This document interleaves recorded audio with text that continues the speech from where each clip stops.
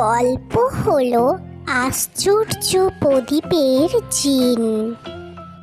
অনেক বন জঙ্গল পেরিয়ে এক সমুদ্রের ধারে বাস করত মিঠু নামে এক মিষ্টি পাখি। আর ঠিক তার পাশেই বাস করত এক দুষ্টু পাখি মিনি। আজ এত ঝড় বৃষ্টি হচ্ছে, আমি আমার খাবার নিয়ে কোনো মতেই আমি পৌঁছাতে পারবো না। আজ আমাকে এখানেই আমার রাতটা ব্যবস্থা করতে হবে। দেখি আশেপাশে কোথাও আমি আশ্রয় পাই কিনা।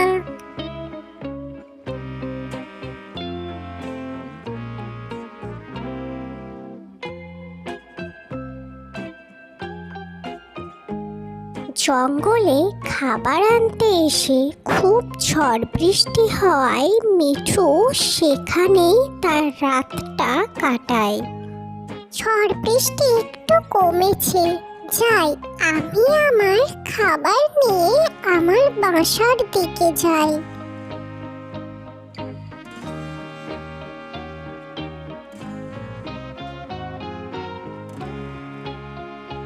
এই কি, দূর থেকে ওটা কি চকচক করছে, যাই তো কাছে গিয়ে দেখি। এ কি, এ তো এক সোনার প্রদীপ। এই প্রদীপ এখানে কে ফেলে গেছে? যাই, এই প্রদীপটা আমি নিয়ে যাই। মিঠু সেই সোনার প্রদীপ পেয়ে সেইটিকে তার ঘরে নিয়ে গেল এবং যত্ন করে এক কোণে রেখে দিল। এইদিকে জঙ্গলে রীতিমতো খুব ঝড় বৃষ্টি শুরু হয়ে গেল। দুদিন থেকে ঝড় বৃষ্টি তো থামছেই না, আমি এবার কি খাবো? যাই দেখি আশেপাশে কোনো খাবার রয়েছে কিনা আমার ঘরে। টুনি এদিক ওদিক ঘোরাঘুরি করতে তার হাত পড়ল সেই প্রদীপে এবং প্রদীপটি মাটিতে পড়ে গেল এবং প্রদীপ থেকে বেরোলো এক জিন। আদেশ করুন রানী, আপনার আদেশ আমার মাথায়। যা চাইবেন এক্ষুনি পাবেন। আপনি আদেশ করুন।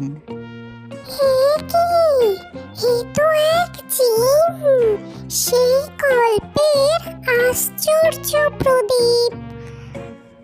আমি কি বলি এবার? আপনি কি চান বলুন, আপনার ইচ্ছে পূরণ করার দায়িত্ব আমার। দুদিন থেকে বৃষ্টিতে আমার ঘরে কোনো খাবার নেই। আমি চাই আমার ঘরে খাবার আসুক। তাই হবে। জিনের কথায় ঘরে খাবারে পরিপূর্ণ হয়ে গেল এবং মিঠুর কোনো অভাব থাকলো না। সে আরাম করে সেই খাবার খেতে থাকলো। কদিন থেকে না খেয়ে রয়েছি, খাবারের জন্য মরে যাচ্ছি। এই মিঠু তো ঘর থেকে বেরোচ্ছে না, নিশ্চয়ই ওর ঘরে খাবার রয়েছে। আমি যাই, লুকিয়ে ওর ঘর থেকে খাবার নিয়ে আসি।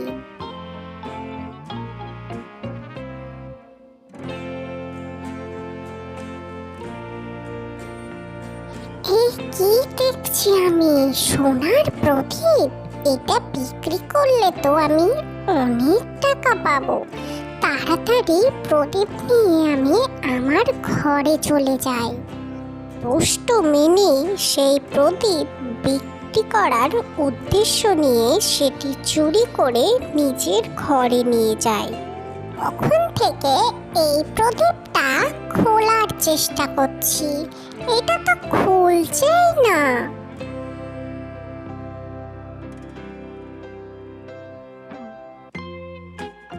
হে কি, এ তো জিন বেরোলো এই প্রদীপ থেকে।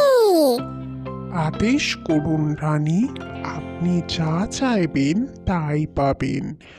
আপনার আদেশ আমার মাথায়। যা চাইবো তাই পাবো? তুমি আমার ঘর সোনা দানায় ভরে দাও, খাবারে ভরে দাও। তাই হবে। জিন মিনির ঘর খাবার সোনা দানায় ভরে দেয়, কিন্তু সে বুঝতে পারে এ ছিল অত্যন্ত লোভী। আমার আশ্চর্য প্রদীপ কে চুরি করে নিল? আমি তো বুঝতেই পারছি না। নিশ্চয়ই মিনির কাজ, ও ছাড়া কেউ না। যাই, আমি ওর ঘরে যাই। মিনির ঘরে যেতেই মিঠু সব দেখতে পেল এবং দুজনের মধ্যে খুব ঝগড়া হলো। সেই প্রদীপ নিয়ে টানাটানি করতে গিয়ে সেই প্রদীপ পড়ে গেল সমুদ্রের জলে এবং নিচে তলিয়ে গেল। এ কি, তুই প্রদীপ ফেলে দিলি মিঠু? এই প্রদীপ দুজন রাখলে দুজনেরই তো লাভ হতো, কোনো কাজ করতে হতো না। এত লোভ করা ভালো না মিনি। সৎ পথে বাস করাই সব থেকে ভালো কাজ। ভালোই হয়েছে প্রদীপ সমুদ্রের জলে তলিয়ে গেছে। আমি কোনোদিনই এমন জীবন চাইনি। সৎ পথেই আমি এবার বাঁচবো। মিঠু উড়ে নিজের ঘরে চলে যায় এবং আগের মতোই জীবনযাপন করতে শুরু করে।